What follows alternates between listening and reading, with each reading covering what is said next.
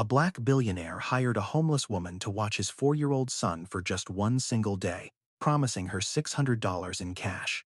He installed high-definition security cameras in every single corner of his 52nd floor penthouse. That night, sitting alone in his locked study, he opened the surveillance footage with cold suspicion in his heart. She did not touch his safe, she did not take a single valuable object, and she did not neglect the traumatized child. But what she did at exactly 3:15 that afternoon made him rewind the video file 3 consecutive times through a blur of uncontrollable tears. Because in that quiet hidden moment, she revealed a painful secret she never intended for another human being to witness. And that revelation did not merely break open his son's silent world. It completely dismantled the iron wall he had built around his own grieving soul for 18 long months. 43-year-old Malik Jackson was a man who measured life in concrete structures, market valuations, and absolute emotional control. As the founder and chief executive officer of Sterling Financial Group, he sat atop a commercial real estate and private equity empire valued at $9.37 billion. His global headquarters occupied the upper 30 floors of a sleek glass tower in the heart of downtown Chicago, overlooking the icy expanse of Lake Michigan. His desk was crafted from a single slab of rare African wenge wood, his 3-piece suits were handmade in London, and his daily schedule was managed in precise 7-minute blocks. Yet on that hand-carved desk sat only one personal item, a polished silver frame holding a photograph of a woman with radiant brown skin and warm laughter-filled eyes. Maya, his wife of 9 years, dead 18 months now, taken in less than an hour by a sudden cerebral aneurysm on an ordinary Tuesday evening. Malik had built his vast fortune starting from absolute zero on the west side of Chicago. He was raised in a damp 2-bedroom apartment on Pulaski Road by a mother who worked 16-hour shifts as a hospital laundromat attendant. She hammered a single harsh philosophy into his young mind until it became his second nature. Nobody is coming to save you, Malik, so you must become your own fortress. People will break your trust, but numbers and land will never betray you. He carried those words like heavy body armor, through 4 decades of relentless striving, closing billion-dollar deals without flinching, and never asking anyone for help. But when Maya died, that heavy armor began to crush his ribs from the inside out. He remained granite to his board members, closing a $400 million acquisition 3 weeks after her funeral. But inside his home, the silence was deafening. His 4-year-old son, Trey, possessed his mother's deep brown eyes, the exact same small dimple on his left cheek, and her quiet way of tilting his head when listening. Before Maya passed, Trey was a boy who never stopped talking, filling every room with endless questions about birds, singing bath-time songs, and pointing out red trucks on the highway. After the funeral, the words vanished entirely from his mouth. First, the cheerful songs disappeared, then the curious questions faded, and finally his quiet whispers dissolved into total, unbroken silence. His pediatric neurologist diagnosed it as severe trauma-induced selective mutism, a protective mechanism where a young brain locks its doors against pain too massive to process. Malik tried to fix the problem the only way he knew how, by spending money on elite solutions. He hired top-tier nanny agencies across the Midwest, paying up to $225 an hour for certified behavioral specialists with advanced degrees. The first nanny lasted less than 3 weeks because Trey refused to eat a single spoonful of food while she remained in the room. The third nanny quit after 6 days, finding the boy curled under his bed at 3 in the morning, clutching his mother's old silk scarf in complete darkness. The 8th babysitter left that very morning, leaving an apologetic voicemail saying the boy made her feel like an invisible ghost in a house of shadows. 8 highly trained professionals, 8 complete failures, each one defeated by a 4-year-old boy who had decided deep within his heart that loving someone meant eventually losing them forever. Malik could acquire skyscrapers, buy out competing firms, and charter private jets, but he could not purchase a single word from his son's lips. At 6:45 on Monday morning, Malik faced atrocities he could neither delegate nor buy his way out of. The board of directors at Sterling Financial was convening at 9 sharp to finalize a $1.4 billion acquisition of a major Midwest logistics network. This transaction was the culmination of 18 months of intense negotiations, 3 competing corporate bids eliminated, and complex regulatory hurdles cleared. His presence at the boardroom table was non-negotiable, as his chief financial officer had emphasized in 4 increasingly frantic phone calls over the weekend. Yet the 8th nanny was gone, His mother was out of state attending a church conference in Detroit, and Trey could not be left alone for a single minute. With the clock ticking toward a meeting that would define his legacy, Malik sat in his kitchen, completely out of options.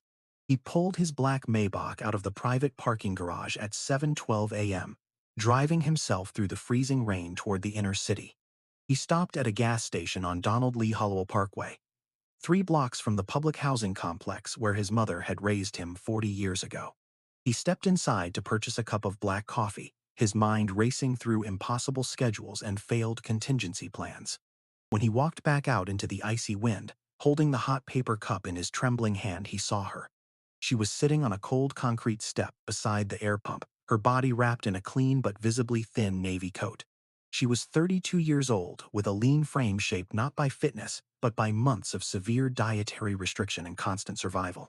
Her clothes were faded and worn at the seams, but they were remarkably, intentionally clean, the kind of cleanliness that requires painstaking effort in public shelter washrooms at 5 in the morning. Her dark hair was pulled back into a tight, dignified bun, keeping every stray strand under absolute control. But it was the object in her hands that made Malik stop dead in his tracks on the wet asphalt. She was reading a thick paperback book, its pages yellowed and dog-eared, its spine cracked from dozens of readings. Malik guns the faded cover instantly. The Whole Brain Child by Daniel Siegel, a renowned text on pediatric neurobiology and trauma recovery. It was the exact same book his son's therapist had recommended 6 months ago. Currently sitting unread on his own mahogany nightstand under corporate financial reports. A woman with no luxury, no visible possessions beyond a navy backpack, sitting in 34-degree weather at 7 in the morning, studying developmental neuroscience like her life depended on it. Something strange shifted in Malik's chest, a sudden pull against the rigid walls he had maintained for 41 years. He took 3 steps closer, his expensive leather boots crunching against salt on the pavement, and spoke 2 quiet words. "Good book." The woman looked up without flinching, her steady brown eyes meeting his with a calm, unhurried dignity that only comes from having already survived the absolute worst life can offer. "It depends," she replied in a smooth, quiet voice. "Do you have children?" Malik said. "He is 4 years old." Her gaze drifted past his shoulder, moving through the tinted glass of the idling Maybach, and rested directly on Trey, sitting motionless in his car seat. She observed the boy for perhaps 4 seconds, her expression remaining entirely neutral, yet her eyes filled with an instant, profound recognition. "That boy is carrying a heavy grief," she said softly, delivered not as a casual opinion, but as an undeniable fact. Malik felt those 6 words hit his ribcage like a physical blow, cutting through every professional diagnosis and clinical term he had paid for over 18 months. Every expert had used comfortable clinical language like behavioral regression or emotional processing delays, but no one had simply named the raw truth sitting on that child's face. "That boy is carrying a heavy grief." Malik stood on the cold pavement, his coffee growing cold, staring at a homeless woman who had seen his son's soul in 4 seconds. He sat back in his luxury vehicle for 90 seconds, his logical mind at war with an instinct he could not quantify on a spreadsheet. The logical side, forged by his mother's harsh warnings, screamed that this was reckless, irresponsible, and completely insane. She was a stranger with no background check, no agency references, and no residential address. But the other side, the quiet voice of his late wife Maya, whispered that this woman saw what 8 certified professionals had completely missed.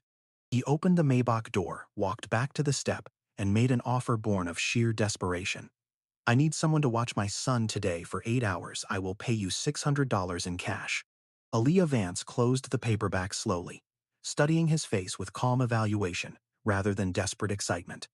"I do not carry a state identification card with me," she said quietly. "I sleep at the Jefferson Street shelter." "I am aware," Malik replied, "and I have high-definition security cameras in every single room of my home. You will be monitored every second." She looked at him for 3 long seconds, her posture remaining perfectly straight against the cold concrete.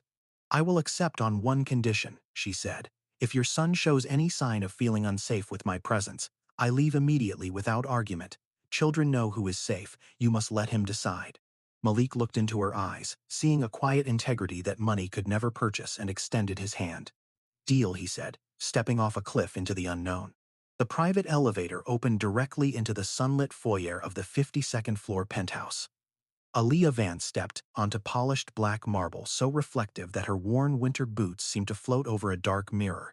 The ceilings vaulted 14 feet overhead, framing a sweeping panoramic view of the frozen Chicago skyline and the dark steel waters of Lake Michigan. The main living area alone was larger than the entire communal dining hall at the Jefferson Street shelter, where she had slept on a thin vinyl mattress just 6 hours ago. Malik moved with rapid military efficiency, gesturing toward the kitchen, the hallway, and the playroom without slowing his pace. The refrigerator is fully stocked with organic food. Help yourself to anything you need, and my private line is programmed into the house phone. He pointed to a small wooden bench near the entryway, listed 3 emergency contact numbers, and checked his gold wristwatch with visible anxiety. In the far corner of the sunlit playroom, 4-year-old Trey sat cross-legged on the dark hardwood floor, his small hands clutching his mother's old silk scarf. He did not turn his head when the heavy front door opened, nor did he flinch when Malik's heavy leather shoes crossed the threshold. He existed in a silent world of his own making, a tiny island surrounded by an ocean of unearned wealth and overwhelming grief. Malik knelt beside his son for 2 brief seconds, murmuring a quick goodbye that received no reaction, no nod, and no eye contact. He looked up at Aaliyah, his dark eyes filled with a desperate, unspoken plea that no amount of money could ever articulate. She nodded slowly, offering neither false reassurances nor cheerful promises, and simply stood her ground with quiet grace. Malik turned on his heel, the heavy brass front door clicked shut, and the private elevator hummed as it began its long descent 52 floors down. The massive apartment fell into a stillness so profound that the faint hum of the climate control system sounded like distant waterfall. Aaliyah did not immediately walk toward the boy, nor did she kneel down to introduce herself with the high-pitched, performative enthusiasm that traditional babysitters always used. She did not produce a plastic toy from her bag, suggest a colorful game, or ask him how he was feeling on this cold morning. Instead, she walked to the far left corner of the playroom, maintaining a precise distance of 11 feet from where Trey sat motionless. She sat down on the hardwood floor, crossing her legs with slow, deliberate movements, and pulled her battered navy backpack into her lap. She reached inside, brought out a stack of discarded utility bill envelopes, and opened her paperback copy of The Whole Brainchild. She turned to page 87, placed the book face down on the floor beside her, and began to fold the stiff paper. No words were spoken, no direct eye contact was made, and no subtle pressure was exerted upon the fragile air between them. Aaliyah simply held space, creating a quiet, predictable presence that demanded absolutely nothing from a child who had been pushed too hard for 18 months. A square of recycled paper became a triangle opened into a sharp diamond, and her steady fingers smoothed every crease with rhythmic precision. The penthouse remained silent as 20 minutes slipped away into 30, the morning light shifting slowly across the dark walnut floor. At the 34-minute mark, a tiny movement occurred in the far corner of the room that would have been invisible to anyone not paying deep attention. Trey's brown eyes flicked sideways for a fraction of a second, a quick guarded glance like a young deer, checking whether a predator had moved closer. Aaliyah did not look up from her paper, her posture remaining soft and her breathing even, sending an unwritten message through the quiet room. I am not coming for you, I am simply here. 15 minutes later, Trey performed an action he had not attempted with any of the 8 certified caregivers who had preceded her. He pushed his mother's silk scarf forward on the polished wood, moving it perhaps 3 inches toward the center of the neutral space between them. He pulled his small hands back to his lap immediately, freezing like a statue to observe how the stranger would react to his tentative movement. Aaliyah saw the movement from the corner of her eye, but she did not reach for the scarf, nor did she offer a cheerful compliment. She simply picked up another envelope, folded the corners inward to form the wings of a second paper crane, and set it gently on the floor beside her. She understood the unspoken language of severe psychological trauma better than any corporate file could ever document. 2 separate trials were running on the exact same clock, a boy deciding if a stranger was safe, and a father deciding if a stranger was real. By 10:30 that morning, 30 floors below in Conference Room B of the Sterling Financial Tower, 12 high-ranking executives sat around a 30-foot mahogany table. Chief Financial Officer Roland Drake was walking through a complex revenue projection slide, pointing at quarterly EBITDA margins with a laser pointer. Legal counsel was debating indemnification clauses for the impending $4 billion acquisition, their voices echoing off the soundproof glass walls. Malik sat the head of the polished table, wearing his bespoke three-piece suit and holding a custom titanium fountain pen between his fingers. But beneath the heavy mahogany table, his personal phone lay flat on his thigh, displaying the live feeds from the Nanny Cam mobile application. 4 high-definition angles streamed in real time from 47 floors above the city, showing the living room, the playroom, the kitchen, and the primary hallway.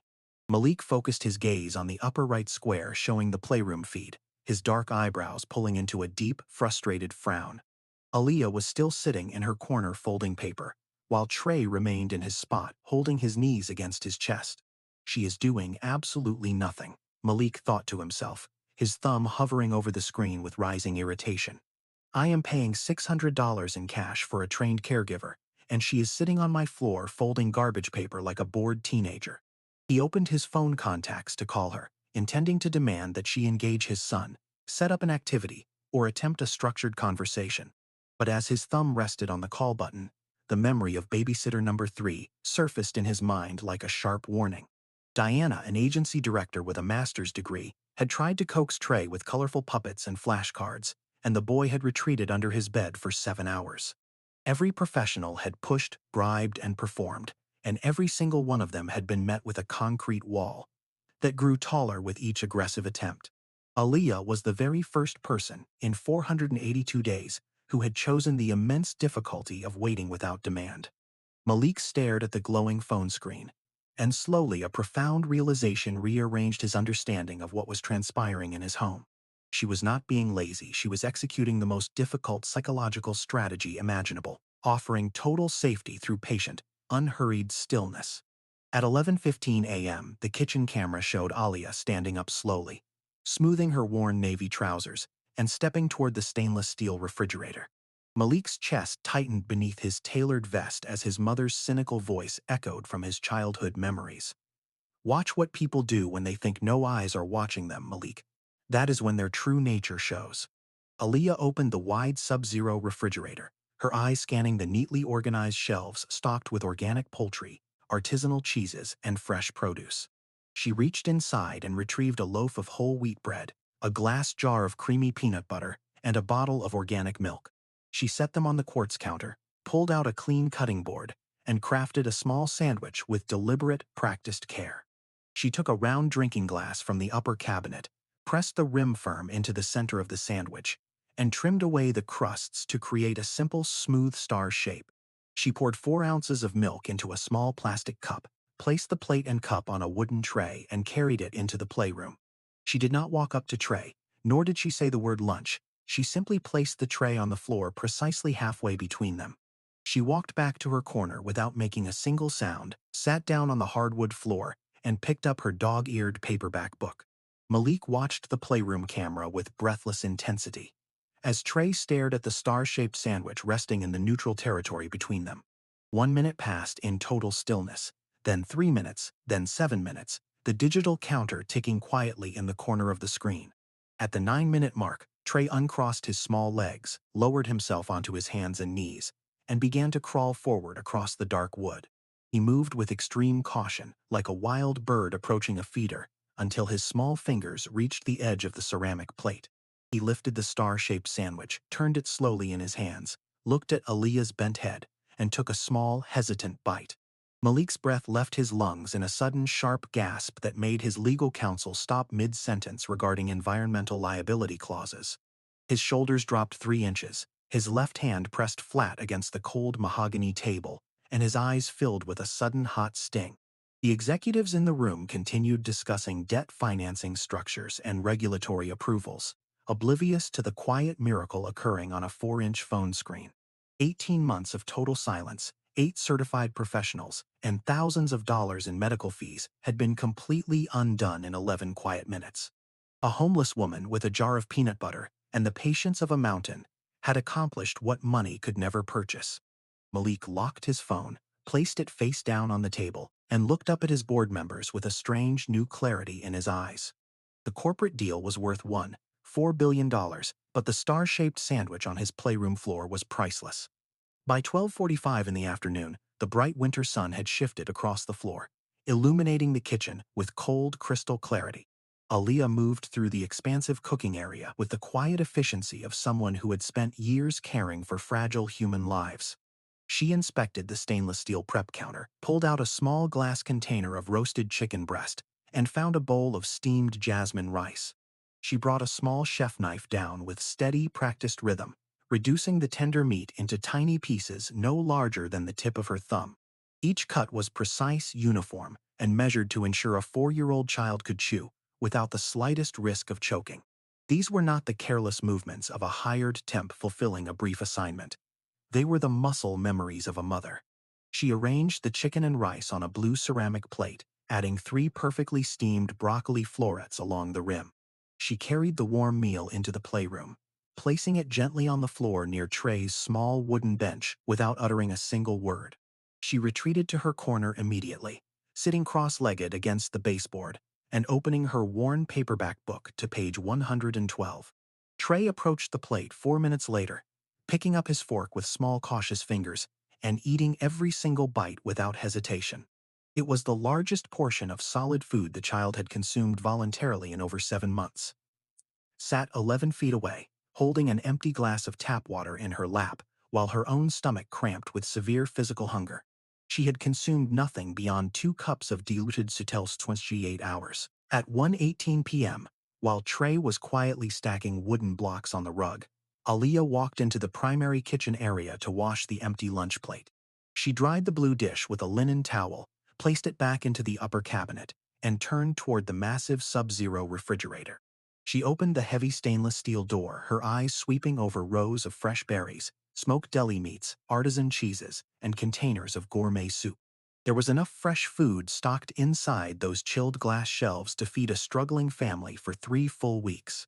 She reached her right hand forward toward a clear container containing seedless red grapes, her fingers hovering 2 inches from the plastic lid. Her hand remained suspended in the chilled air for 3 agonizing seconds, while her body fought against its own biological desperation. Hunger was an unforgiving beast. Her fingers began to tremble visibly, her jaw clenched tight against the sudden pain in her midsection, and her left palm pressed flat against her stomach. The surveillance camera mounted near the crown molding recorded every micro-movement, every line of strain on her face, and every subtle twitch of her muscles. She was entirely alone in a 8,000-square-foot penthouse, with no adult present to watch her actions or count the inventory. No one would have noticed if she had taken a single grape, a slice of turkey, or an apple from the bottom drawer. The executive, sitting 30 floors below in his high-rise office, would never have missed $3 worth of groceries from his vast abundance. Yet Aaliyah took a deep, shaky breath, pulled her hand back out of the cold air, and gently closed the heavy refrigerator door. She stood against the counter with her head bowed, refusing to compromise her self-respect for immediate physical relief. Inside his locked executive suite at the Sterling Financial Building, Malik sat behind his Wengewood desk with his eyes fixed on his laptop screen. The corporate deal documents for the $1.4 Billionaire acquisition lay forgotten around his elbow, covered in unread signatures and urgent sticky notes. He watched the high-definition feed replay the exact 5 seconds where her hand hovered over the fruit container before pulling away empty. His mother's harsh, cynical voice echoed through his mind like a persistent ghost from his childhood in Southside Chicago. The ones who have nothing are the most dangerous, Malik, because they will take whatever is not bolted to the floor. But the woman on his screen had just disproved 41 years of hard-boiled survival philosophy without uttering a single sentence. She had chosen total physical starvation over taking what was not explicitly given to her. A profound crack appeared in the foundation of Malik's cynical worldview, spreading rapidly through every rigid principle he had used to protect his heart. He leaned back in his leather chair, pressing his shaking palms against the smooth wooden desk, while his throat tightened with unexpected emotion. He realized that all his billions had bought him defensive walls, expensive security systems, and cynical assumptions about human nature. But those billions had never bought him the quiet, unyielding integrity that this homeless woman carried inside her frayed navy coat. She had served his traumatized son with delicate care, cleaned his kitchen spotless, and turned away from abundance with empty hands and a clean conscience. He realized he was looking at a human being whose dignity was far greater than his net worth. His mother had been wrong. At 2:30 in the afternoon, 4-year-old Trey lay on the plush living room sofa, his small body curled tightly into a quiet ball. His eyes were heavy, his breathing slowed into a steady rhythm, and his small hand clutched his mother's old silk scarf against his cheek. Aaliyah stood over him for a long moment, watching the soft rise and fall of his chest with an expression of tender, unspoken protection. She reached over the back of the couch, picked up a soft cashmere throw blanket, and draped it carefully over his narrow shoulders. She tucked the edges around his feet, verified that his mouth and nose were completely unobstructed, and gently brushed her thumb across his forehead. She was checking his body temperature with the automatic instinct of someone who had performed that exact gesture 1,000 times before. Care was her native language. She stepped back quietly, assured herself that the child was deeply asleep, and walked down the hallway toward the guest bathroom. She closed the heavy wooden door behind her, turned the lock until it clicked into place, and stood before the large marble vanity. The high-angle security camera mounted near the ceiling captured her reflection in the gilded mirror, illuminated by warm recessed lighting. She placed both hands flat against the cold quartz counter, bowed her head between her shoulders, and held her breath for 20 seconds. She was attempting to contain a massive wave of internal pressure that had been building behind her ribs all afternoon. Every muscle in her neck pulled tight, her shoulders began to heave violently, and her knuckles turned pale against the stone. The dam was breaking open. At exactly CK2, sank slowly down onto the cold marble tile floor of the locked bathroom. She pulled her knees tight against her chest, wrapped her thin arms around her shins, and buried her face into her navy trousers. She did not cry with loud, dramatic sobs that could wake the sleeping child in the adjacent room.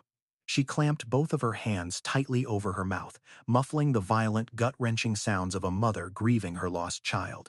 Her body rocked back and forth on the expensive tile floor like a small boat caught in a dark ocean storm. This was the raw, unedited agony of a woman who had carried the weight of the sky for 3 long years without a single place to put it down. She was weeping for Jordan. For 14 minutes, she remained on the floor, her shoulders shaking under the unbearable weight of a loss that time could never heal. Malik sat alone in his locked office, staring at his laptop monitor with tears streaming freely down his tailored charcoal vest. He watched this unknown woman break into tiny pieces in the privacy of his bathroom, recognizing the exact same dark abyss he inhabited every night. She was not a suspicious stranger looking for an easy payout or a lucky break in a rich man's home. She was a mother whose heart had been torn out by the root, surviving in a world that offered no mercy for broken spirits. She was holding herself together with sheer willpower and invisible tape. At 3:01 p.m., the violent shaking of her shoulders began to slow, and her breathing gradually settled into ragged, exhausted gasps. She wiped her wet face with the backs of her cold hands, placed her palms flat on the floor, and pushed her body back up. She turned the brass faucet, splashed cold water over her swollen eyes 3 times, and stared directly at her own reflection in the mirror. Her lips moved slowly, forming 5 distinct words that the microphone picked up as a faint, raspy whisper. "Not today, he needs you, get up." She dried her face with a small hand towel, straightened the collar of her navy shirt, and unlocked the heavy bathroom door. She stepped back into the hallway with her head held high and her spine straight as steel. She walked back into the living room, sat down on the hardwood floor beside the sleeping boy, and began to hum very softly. It was a low, soothing melody that drifted through the quiet penthouse like a gentle breeze passing through an open window. The camera's sensitive microphone caught the subtle shift in her voice as she began to add soft, custom lyrics to the familiar tune.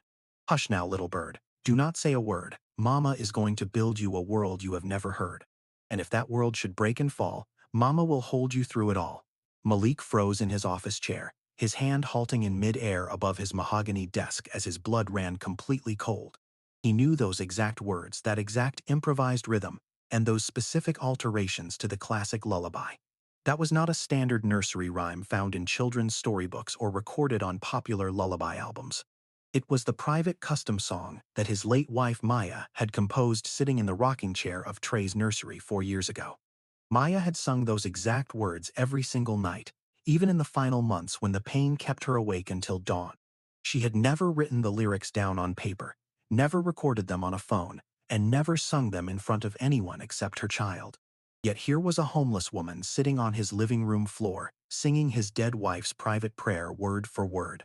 Malik hit the rewind button on his media player, playing the 30-second audio clip 3 consecutive times through a haze of uncontrollable tears. He pressed his face into his hands, his massive chest heaving as the last remaining wall of his fortress crumbled into dust. By 3:30 in the afternoon, the pale winter sunlight filtered softly through the tall floor-to-ceiling windows of the playroom. 4-year-old Trey opened his eyes slowly, shifting his small body on the plush sofa cushion where Aaliyah had tucked him in. He sat up, pulled the soft cashmere blanket from his shoulders, and looked across the dark hardwood floor. Aaliyah was sitting on the floor near the entryway, her back straight and her hands moving with quiet, steady rhythm. She was folding a small stack of Trey's freshly laundered clothes that she had found in a wicker basket near the dryer. Small cotton t-shirts, tiny ribbed socks, and a pair of blue pajamas patterned with small yellow stars were stacked with geometric precision. She had not been instructed to perform laundry duty, nor was it outlined in any agreement made at a gas station 7 hours prior. She folded a stranger's child's clothing because her hands understood care as an automatic instinctual reflex that survival could not erase. Trey slipped off the sofa, his bare feet making no sound against the polished floor as he moved toward her. He did not rush, nor did he display the sudden excitement of a child eager to play a loud game. He crawled across the dark walnut wood with slow, deliberate movements, clutching his mother's silk scarf in his left hand.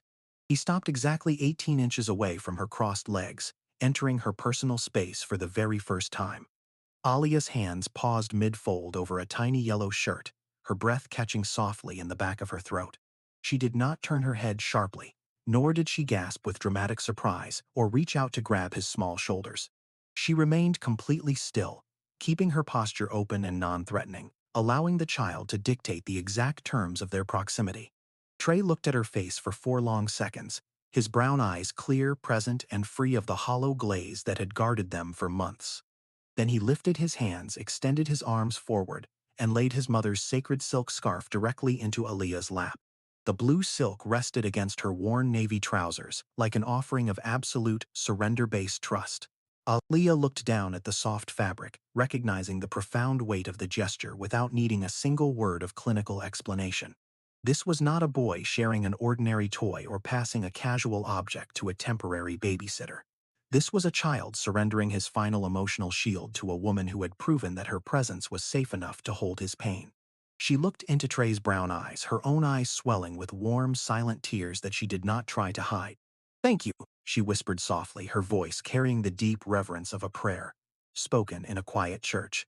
That was all she said, offering 2 simple words that honored his courage without demanding anything further from his fragile heart. Trey opened his mouth, his chest heaving as a small raspy sound struggled to escape his throat. "Mama," he said. The single word fell into the quiet room like a heavy stone dropped into a calm glass-like pond. It was the very first word Trey Jackson had spoken in 482 long days of unbroken silence. But he was not looking at Aaliyah when the word left his lips. He was staring directly at the blue silk scarf resting in her lap. He was not confusing her with his deceased mother. He was remembering the warmth of the woman who had loved him. The safe environment Aaliyah had cultivated all afternoon had unlocked the heavy steel door that grief had bolted shut. "I know, baby," Aaliyah whispered, her arms opening wide in a quiet, unhurried invitation. "I know how much you miss her." Trey crawled forward into her lap, wrapped his small arms around her neck, and began to cry aloud. It was not the quiet, suppressed whimpering of a child trying to hide his fear under a bedroom frame. It was a loud, full-bodied wail that started deep in his stomach and burst through the heavy silence of the penthouse. He wept for his mother, for the 18 months of dark isolation, and for the overwhelming weight his 4-year-old shoulders had carried alone.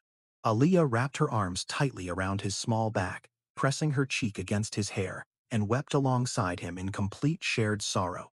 30 floors below, Malik sat in his locked office, his hands gripping the edge of his mahogany desk, so hard his knuckles turned white. Through his laptop speakers, his son's voice filled the quiet room, followed by the sound of weeping that shattered his remaining composure. Tears spilled freely down his face, dropping onto his tailored vest, as he listened to the most painful, beautiful sound he had ever heard. His son was no longer a silent ghost trapped inside a fortress of unresolved trauma. His boy was finally screaming his grief out loud into the arms of a woman who knew how to hold it. Malik picked up his desk phone with shaking fingers and dialed his executive assistant, Vanessa on her direct extension. I need a complete background investigation on a woman named Aaliyah Vance, 32 years old, currently staying at the Jefferson Street shelter, Malik commanded. His voice was thick with emotion, frayed at the edges, yet carrying an absolute authority that admitted no hesitation. I want everything, Vanessa: academic records, past employment, medical history, legal filings, and municipal records. Find out who she is right now. Vanessa paused for 2 seconds, surprised by the raw emotion in her chief executive's voice. Right away, Mr. Jackson, she replied crisply. I will run her details through our private intelligence network immediately. 90 minutes later, a confidential 7-page document landed in Malik's encrypted electronic inbox. He clicked the file open, locked his office door, and read the background report under the dim glow of his desk lamp. Aaliyah Denise Vance, born July 19, 1994, raised in Englewood, Southside Chicago. Graduated top of her class from Spelman College in 2016 with a Bachelor of Science in Music Therapy and Child Development. Employed for 6 years at the University of Chicago Comer Children's Hospital as a certified pediatric trauma therapist. Her performance reviews were stellar, citing exceptional skill in nonverbal communication with non-responsive, severely traumatized children. Malik turned to page 3, his breath catching in his chest as the tragic truth revealed itself in cold public records. She had a daughter named Jordan Elise Vance, born in 2018, who suffered from a severe congenital heart defect. Aaliyah had worked double shifts, sold her possessions, and exhausted her savings to cover her daughter's specialized medical treatments. Jordan passed away 3 years ago at age 5, following a 14-month battle that left Aaliyah financially ruined and emotionally shattered.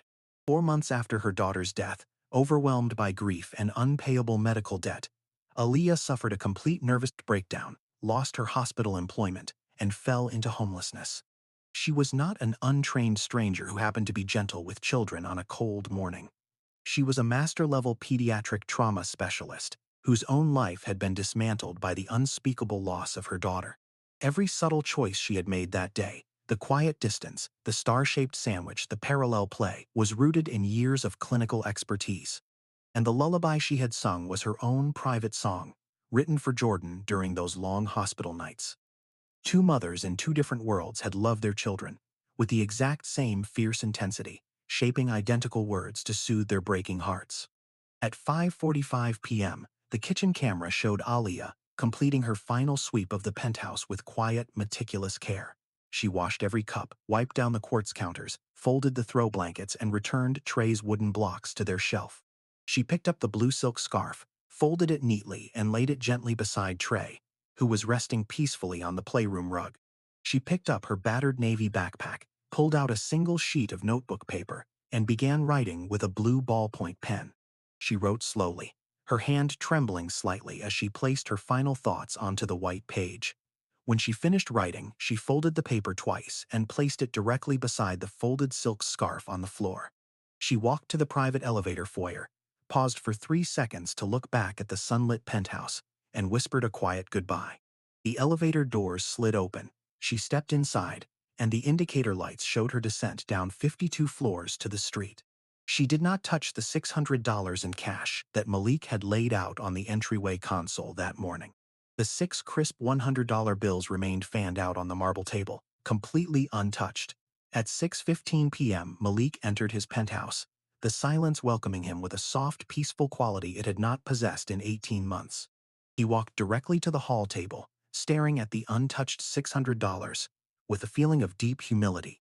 He walked into the playroom, where Trey was sitting on the floor, holding his mother's silk scarf softly against his chest. Malik spotted the folded sheet of notebook paper on the floor, picked it up with trembling fingers, and unfolded it. The handwriting was neat, precise, and filled with quiet grace. Dear Trey, the letter began, you do not know me well, and that is completely fine. But I need you to remember something very important. Your mama has never truly left your side. She lives inside every breath you take, inside every tear you shed, and inside the quiet warmth of the silk scarf you hold. My own little girl, Jordan, went to heaven 3 years ago, and for a long time I forgot how to live. But sitting on the floor with you today, I remembered a truth I thought I had lost forever. Love does not disappear when someone leaves. It simply changes its shape into the air that surrounds you. Be brave, little warrior. You are loved, Miss Aaliyah. Malik folded the paper carefully, his eyes overflowing with tears as he looked down at his 4-year-old son. He did something he had not done once since his wife passed away 18 months ago. He sat down directly on the hardwood floor, crossing his legs 3 feet away from his son, in exact imitation of Alia. He did not reach out forcefully, nor did he demand a hug or offer empty words of comfort. He simply sat there, present, available, and patient, holding space for his child. Trey looked up at his father, saw him sitting on his level on the floor, and spoke his second word of the day. "Dada," the boy whispered softly. Malik broke down into tears, extending his trembling hand, and Trey placed his small palm gently over his father's fingers. At 6:45 the following morning, the sun rose over Chicago as a pale gold sliver cutting through low rain clouds. Malik Jackson pulled his black Maybach into the gravel parking lot behind the Jefferson Street shelter on the west side.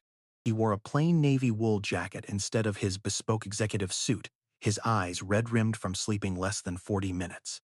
The shelter was a converted warehouse built of dark red brick, its double steel doors showing chipped gray paint. A handwritten sign taped to the glass entrance read "Full capacity. Waitlist open at 8." Aliyah Vance sat on the concrete bottom step, her worn navy coat wrapped tight against the 32-degree wind. In her hands lay her battered paperback copy of The Whole Brainchild, its dog-eared pages fluttering in the cold lake breeze. She looked up as Malik's shadow crossed the concrete pavement, her steady brown eyes meeting his without a single trace of surprise. "I did not take your money, Mr. Jackson," she said quietly, her voice smooth and unhurried in the morning air. "I went to your home because a 4-year-old child needed someone who knew how to wait, not for cash." "I am fully aware," Malik replied, taking 2 slow steps forward and sitting down directly on the concrete step beside her. He did not stand over her like a wealthy benefactor, nor did he offer a hand of condescending pity. He reached into his jacket pocket, pulled out the folded sheet of notebook paper she had left, and held it between them. "You wrote that love does not disappear, that it simply changes its shape into the air we breathe," he said. He paused, his voice trembling slightly against the biting wind. "I need to know how a person learns that, not from a textbook, but in real life." Aaliyah looked at the wrinkled paper, her dark eyes softening as she closed her book, and laid it on her knee. She spoke quietly of Englewood, of working double shifts at Comer Children's Hospital, and of the 5 short years she spent with her daughter Jordan. She recounted the 14 months of pediatric cancer treatments, the relentless monitors, and the final afternoon when her baby girl passed away. She explained how grief had stripped away her employment, destroyed her finances, and left her sleeping on shelter cots without a safety net. "I am not on this street because I lacked ambition or skill, Mr. Jackson," she said, her spine straight as tempered steel. "I am here because our society does not build bridges for mothers whose hearts have been torn out by the roots." Malik listened in complete silence, letting every word settle into his soul like rain, falling onto cracked, dry earth.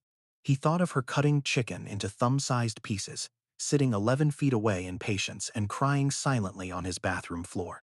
Everything she possessed had been taken by circumstance, yet her dignity remained untouched. "I have a professional proposal," Malik said, looking her directly in the eyes with absolute respect. "I want to hire you as Trey's full-time therapeutic caregiver, offering a formal employment contract, full health benefits, and a competitive salary. There is a clean, furnished 1-bedroom apartment on the 4th floor of my residential building that has sat vacant for 2 years. It is yours, fully paid starting today." Ali opened her mouth to speak, her defensive posture rising, but Malik raised one hand to halt her objection. "The position comes with one mandatory condition," he continued. "You must complete your clinical recertification at Northwestern University. I will cover every dollar of your tuition, textbook fees, and examination costs," he said, firmness filling his tone. "You take care of Trey during the day, attend your evening classes, and when you are ready to return to hospital therapy, I will help you transition back. But until that day arrives, my son needs your gift, and frankly, so do I." Aaliyah stared at the billionaire sitting beside her on a cold shelter step, the invisible walls in her eyes trembling violently. "Why do you trust me with your child after knowing me for 24 hours?" she asked softly. Malik pulled out his phone, opened the Nanny Cam application, and turned the screen toward her. He showed her the video frame of her sitting on his bathroom floor at 2:47 p.m., her hands clamped over her mouth in silent agony. "I watched you suffer in total privacy," Malik said, his voice cracking with deep emotion. "I saw you stand in front of a full refrigerator while starving and choose to close the door empty-handed. I watched you wipe your tears, look in the mirror, and command yourself to get up because my son needed you. And then I heard you sing my late wife's private lullaby, a song no stranger was ever supposed to know. My mother taught me that poor people with nothing to lose are dangerous, but my late wife taught me that grace often arrives in unexpected clothing. Yesterday I watched you prove my mother's cynicism wrong with a star-shaped sandwich and a folded paper crane. Today I am choosing to believe in grace. Aaliyah's face shifted, the heavy steel armor she had worn for 3 agonizing years dissolving into quiet, cleansing tears. She did not hide her face behind her hands this time, nor did she apologize for her weeping. She let another human being witness her sorrow on a public street in broad daylight while traffic moved past. Malik stayed right beside her on the cold concrete step, offering silent, steadfast presence until her shoulders stopped shaking. She wiped her face with her sleeve, looked at his open palm, and reached out her hand. "Deal," she said. By month 3 of the new arrangement, Unit 402 on the 4th floor had become a sanctuary of warmth and quiet stability. Aaliyah spent 5 days a week with Trey, guiding his recovery with structured parallel play, music therapy, and unhurried patience. On a rainy Tuesday morning in November, Trey stood in the playroom doorway holding his mother's silk scarf. "Miss Aaliyah," he said clearly, "I want pancakes with strawberries, please." It was a complete 7-word sentence spoken without hesitation, fear, or stammering. Alia turned toward the stove, tears spilling down her cheeks as she answered with a steady, cheerful voice. By month 8, Aliyah was attending evening classes at Northwestern University, studying advanced pediatric trauma protocols 3 nights a week. She slept 4 hours a night, but the hollow exhaustion of despair had been replaced by the vibrant energy of restored purpose. Malik began arriving home by 5:30 every evening, leaving corporate merger negotiations behind to sit on the playroom floor with his son. He played with wooden blocks, listened to Trey's endless questions about space, and shared home-cooked meals around the kitchen table. The cold, cavernous penthouse that had echoed with grief for 18 months was finally filling with real warmth. In month 11, Malik's mother, Lorraine Jackson, flew into Chicago from Detroit to inspect the woman who had transformed her family. She walked into the penthouse wearing her finest Sunday dress, her arms crossed tight like an unyielding fortress wall. She observed Alia sitting on the floor with Trey, watching her grandson laugh out loud while building a cardboard castle. Lorraine watched for 40 minutes in silence before setting her heavy leather purse on the floor. She walked into the playroom, knelt down on the dark hardwood beside Aaliyah, and looked at her with tear-filled eyes. "You remind me of myself 40 years ago," Lorraine whispered, single broken, but refusing to let the cold world conquer your spirit. "I spent my entire life teaching my son to build walls, because I was terrified the world would break him the way it broke me," Lorraine said. "I am sorry I doubted your character before I saw your heart. You do not ever need to apologize for protecting the people you love," Aaliyah replied gently, offering a warm smile. The two women, separated by a generation but united by shared scars and fierce maternal resilience, sat together on the floor. For the first time in his adult life, Malik watched his mother laugh on a living room floor, free from paranoia. 18 months after their first meeting at the gas station, Aaliyah Vance walked through the double-glass doors of Comer Children's Hospital. She wore crisp clinical scrubs, carrying her official board recertification certificate and a yellow bouquet of sunflowers, her daughter Jordan's favorite bloom. The pediatric nursing staff stood along the hallway, applauding as she stepped back into the unit she had been forced to leave. That same evening, Malik stood at a podium inside the grand ballroom of the Drake Hotel before 300 city leaders and medical directors. He officially announced the establishment of the Jordan Vance Foundation, backed by an initial $50 million corporate endowment from Sterling Financial. The foundation's mission was explicit, providing emergency housing, mental health coverage, and career restoration for healthcare professionals suffering from severe trauma or bereavement. Sitting in the front row, wearing her clinical uniform with quiet pride, was Alia Vance, serving as the foundation's permanent program director. That night, after the speeches ended and the ballroom emptied, Malik sat alone in his 52nd floor study, opening his laptop. He pulled up the surveillance video archive from 18 months prior, navigating to the timestamp of 2:47 in the afternoon. He watched the image of Aliyah weeping on his bathroom floor, listening to her raspy whisper as she commanded herself to stand. He closed the laptop slowly, looking out at the glittering lights of the Chicago skyline stretching beneath his window. He had installed those high-definition cameras to catch a thief, to verify his cynical suspicions, and to prove that desperation leads to crime. But what the cameras had actually captured was undeniable proof of the quiet, invisible nobility that exists within the human spirit. It proved that a person with nothing can stand before vast abundance and choose unyielding self-respect. It proved that a broken stranger can heal a child's forgotten heart simply by having the courage to hold their pain. The nanny cam was designed to watch her, but in the end it was Malik who finally saw the world clearly.